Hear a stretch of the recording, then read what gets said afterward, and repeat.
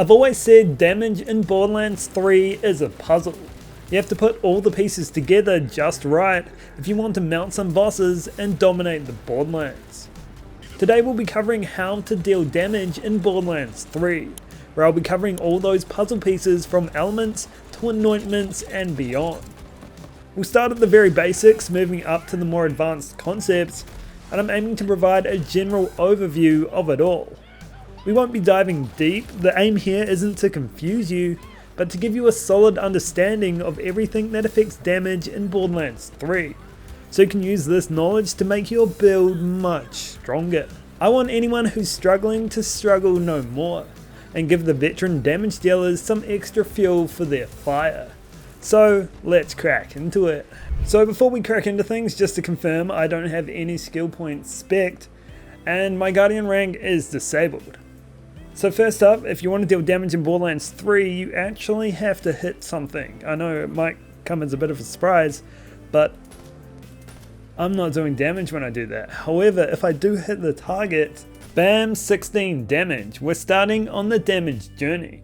Now that's not a lot of damage, I know. I'm using level 1 guns here, so we can see those damage numbers a little bit easier. However, 16 is still a little small, and that's because I'm using a non-Mayhem level weapon. So the first thing you want to make sure of is that you're using a weapon of the Mayhem level you are on, with Mayhem 10 gear providing the most damage. So if I swap over to this one, a Mayhem 10 Warlord, you'll notice 37 on the card, and that's what I expect to deal here. So there we go, 37. Alright, so obviously it matters what you're dealing damage with. Now that 37 came from a Warlord at its peak damage, but I have another one in here that isn't its peak damage. So if we swap over to that, you'll notice that I'm not going to deal 37, rather I'm dealing 33. So it all starts at the gun, so it's very important to get the best gun you possibly can. So there are a number of ways you can increase this damage. Obviously, Vault Hunters have their skills, but I won't be going into that until a bit later in the video. First we'll cover the ways that you can increase this damage on all of the Vault Hunters, and that includes stuff like class mods and artifacts. Equipping this one, we can see it increases our weapon damage by 35%. So if I put that on and we shoot the dummy again, 50. So that's another boost. But there's multiple passives that we can get which increase our gun damage. If we equip this one that also boosts assault rifle damage, we should see that 50 grow larger, 72. So that's what we can do with a couple of passives on our class mod, but if we also add an artifact on top of that, like say this one, we can increase that even further. Now we're heading for 86. So that should illustrate just how much we can increase our damage by simple passive rolls on our class mods and artifacts.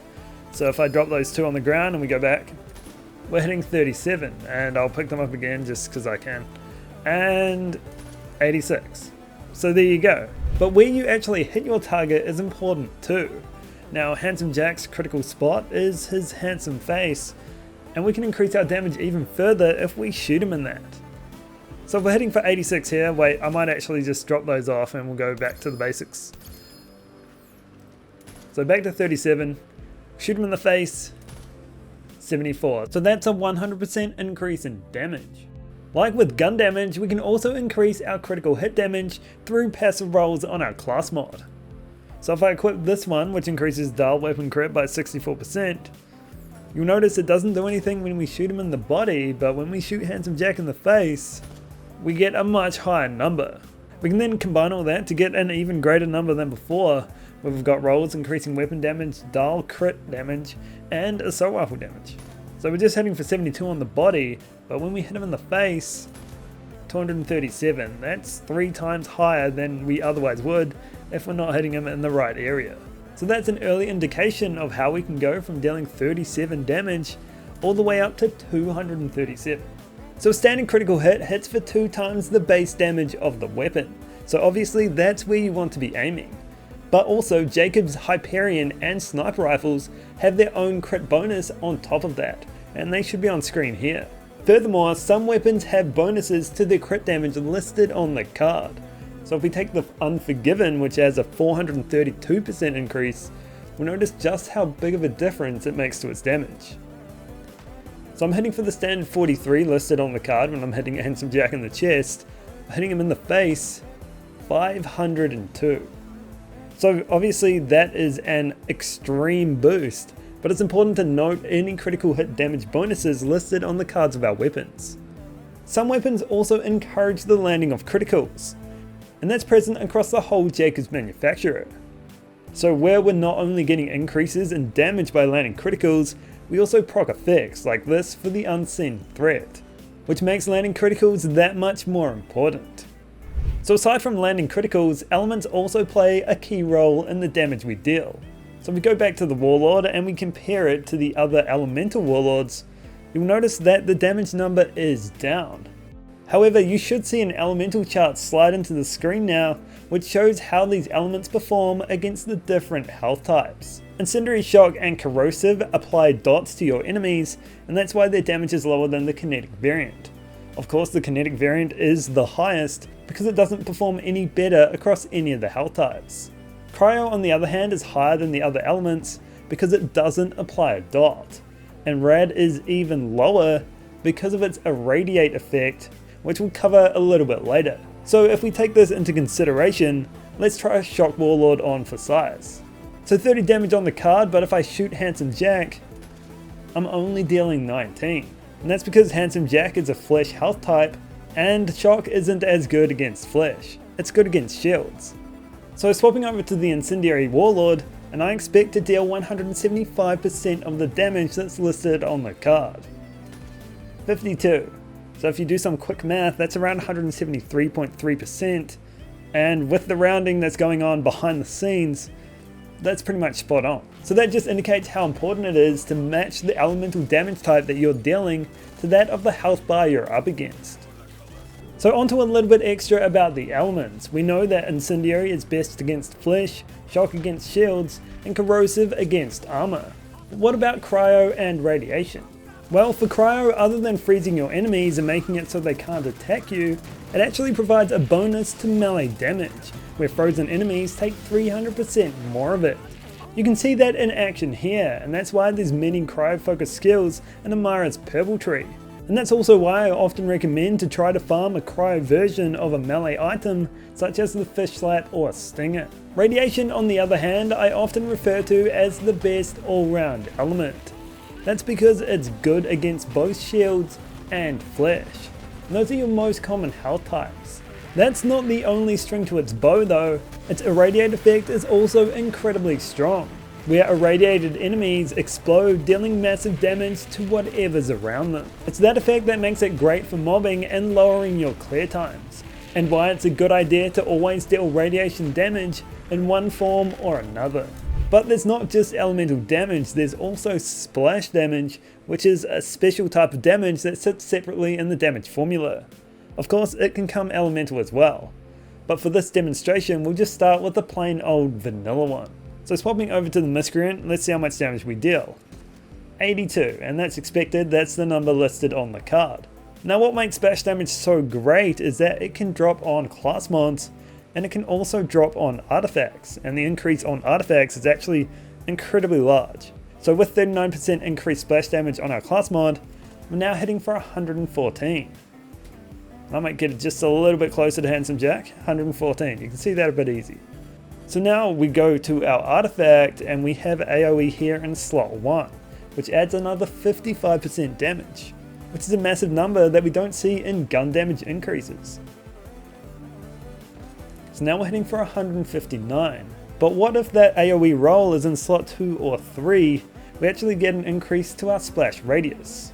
So you'll notice now, I am also getting hurt.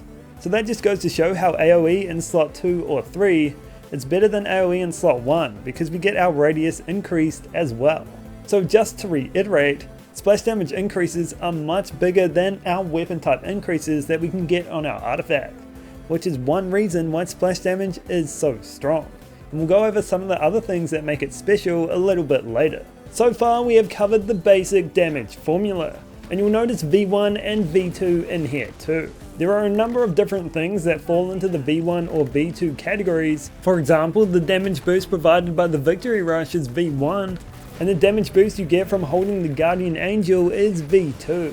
If you wanted to read more, there's plenty of resources in the description.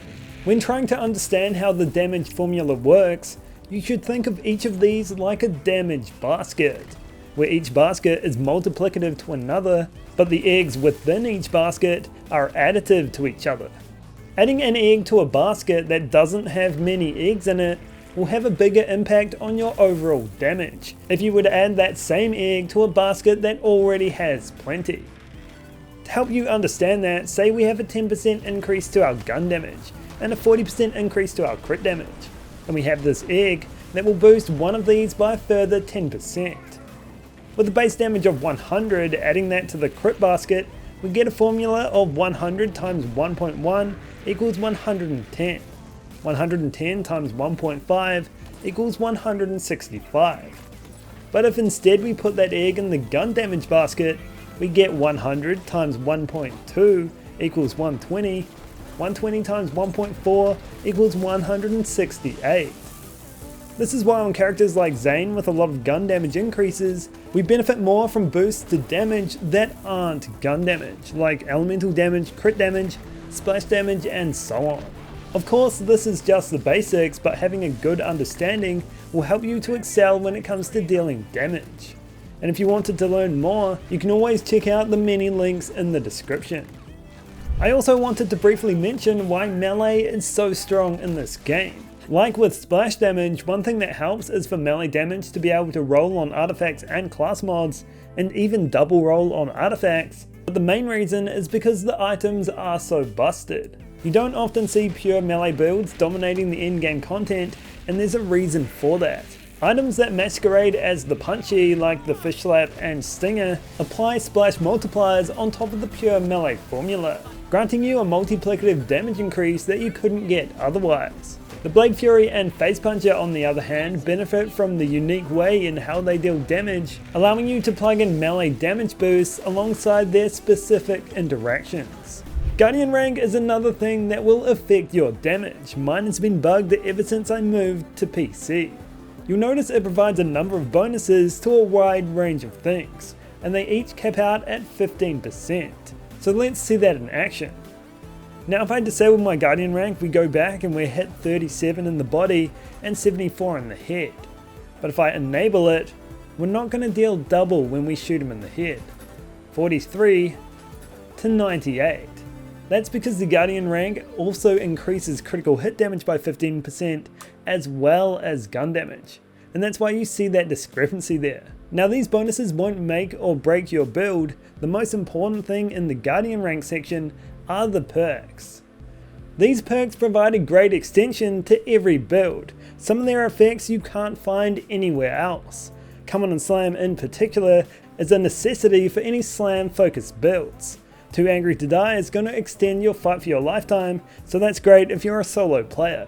You need a Guardian rank of 375 to get them all, and there's a number of them in here that you should look out for. So make sure to always spend those Guardian tokens. Okay, so moving on to Anointments now, which make up a big part of the damage puzzle.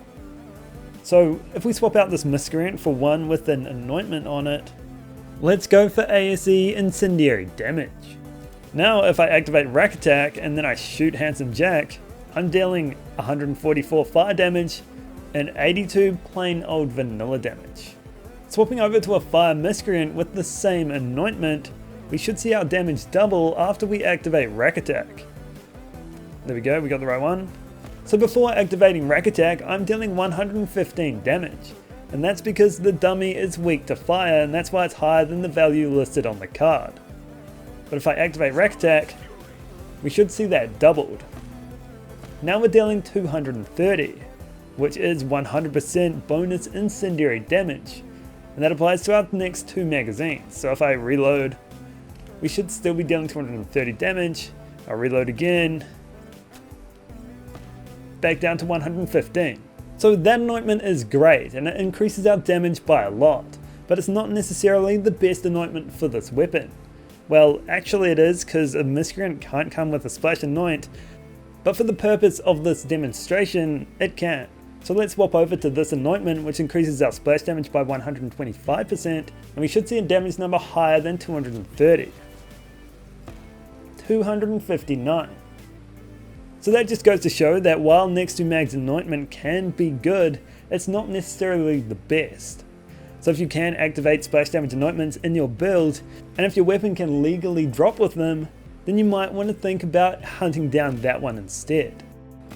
Now it's not just anointments on our guns, it's also anointments on our shield and grenades that have an impact on the damage we deal. So let's just swap over to the basic miscreant with no anointment, and we'll swap over to this transformer which grants us 50% bonus incendiary damage to our weapons for 10 seconds. Now as you can see, I'm heading for 82, regular old 82. I'll activate my rack attack, 82 and 72. Now let's see what happens when we add a grenade to the mix. Let's go with this one, 82 and 72. Let's see what happens now. 82 and 72 again. I wonder why that is. Well, that's because anointments don't stack. You can't have the same anointment on two different items. It's just not going to work. Only one's going to work. So if we want peak damage out of this interaction, we want to swap over to a different element on our action skill and anointment. So if I swap over to this one that has shock and activate rack attack, you'll now notice 3 numbers appearing. So this just goes to show that anointments don't stack. And if you're doubling up on them in your build, you'll be missing out on a whole lot of damage. And you also need to make sure that your gun, shield and grenade have anointments on them that complement your build. There's a few items in Borderlands 3 that you can simply equip to massively increase your damage. With the Miscreant, I'm dealing 82 damage here, but when I equip something like the Infernal Wish, I'll double that. 164. That's because the Infernal Wish adds an extra projectile to each of our shots, you can see it here, and that means extra everything, extra procs, extra damage. Sticking with shields, there's another shield we can equip, and that is the Revolter. Now the Miscreant normally fires like this, but if I activate the Revolter's effect using my action skill start anointment, you'll notice it fires faster, but it also deals bonus shock damage. It fires 50% faster, dealing 200% bonus shock damage, and that's a massive increase. Busted, yes I know. We can also equip a couple of artifacts, so if we take that off and we equip the Toboggan, and we go back to using the Warlord, so I'm hitting for 37 here, but when I slide with the Toboggan equipped, I get this shield that protects me from all damage, but also I consume this shield whenever I fire, just like that. Now consuming that shield is actually a 100% bonus amp damage shot, so if I shoot the dummy now, our damage is up to 74. It's perfect for one-shotting, and it's just a great artifact. An artifact that's better if you're shooting more is the Pearl of Ineffable Knowledge. This artifact grants a stacking gun damage bonus at 1% for the first 15 stacks, but hitting that last one gives us a further 90% on top of that. So you'll notice my gun damage here steadily increasing, but when I hit the max cap of 15, we'll get more than double that. There we are. So we start hitting at 37 all the way up to 82. And it's just a fantastic artifact for all of the Vault Hunters. So that's just a few items I can suggest to get you on the road to dealing more damage in Borderlands 3. However, none of this means anything if you don't build correctly. You need to build with focus, and you should have an idea now of what a focused build looks like. How you spec your skill points essentially provides a blueprint on how you want to play. And last week's video will give you an idea of what skills impact builds the most, but just know that the right points in the right places can make a big difference. And that can be shaped further with extra skill points on your class mod. For instance, if I'm on Moze, I want to be picking up her splash damage skills and get rolls on my artifacts and class mods that support that. And I want to be using splash damage weapons, that is where one of her strengths lies, and you'll want to lean into them. There's a number of different ways you can build in Borderlands 3, but a dominant build uses the right guns with the right gear and anointments that suit the situation the best, supported by the foundation of a specially curated skill tree. If you're not seeing the damage numbers that you'd like to see at this point in time, just remember that it's called a build for a reason. Rome wasn't built in one day, and neither is your build. You're not expected to complete the damage puzzle instantly. Rather, you'll find yourself discovering pieces which you can plug into it, which makes the damage picture clearer and those numbers bigger.